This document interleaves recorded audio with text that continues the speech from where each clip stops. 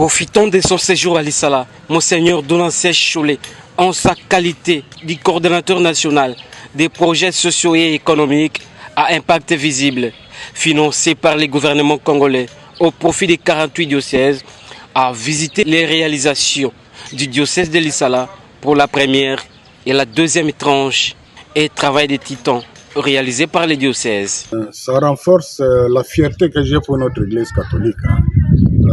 Je suis venu bien sûr principalement pour animer la session retraite des prêtres, mais comme coordonnateur de projets de suivi de projets à impact visible, j'étais aussi curieux de savoir ce qui s'est réalisé.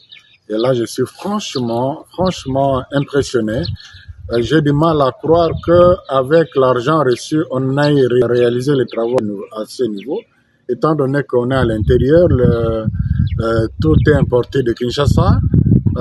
Je sais que la main-d'œuvre est un peu moins chère ici qu'à Kinshasa, mais quand cela n'en tienne, c'est vraiment impressionnant.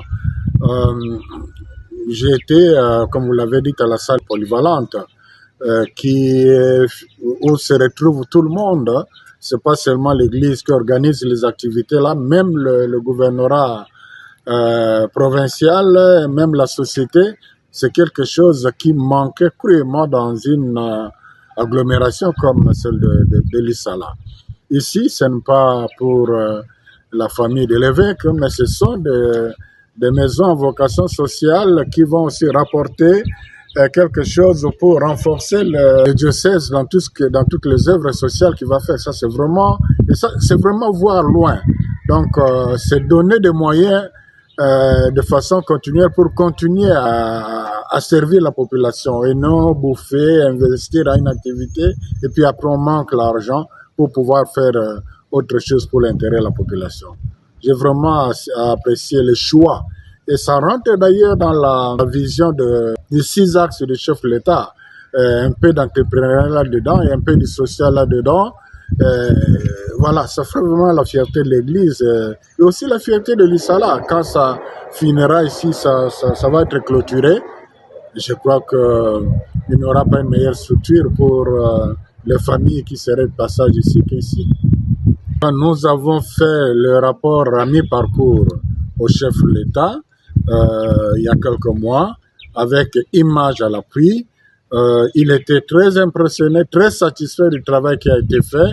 Il a instruit son DIRCAB de faire le suivi de ce qui reste encore à donner pour que les beaux projets qui contribuent au développement du pays, qui contribuent au développement du social du pays puissent aller de l'avant. Et je suis en permanence en contact avec le DIRCAB du chef de l'État qui lui aussi suit de très près. Évidemment, ils ont beaucoup de choses à faire au même moment, mais il n'est pas distrait par rapport à ces projets. Je suis vraiment optimiste qu'à très bientôt, la 3e tranche sera... Autrement, ça sera du gâchis, parce qu'il y a beaucoup de chantiers inachevés.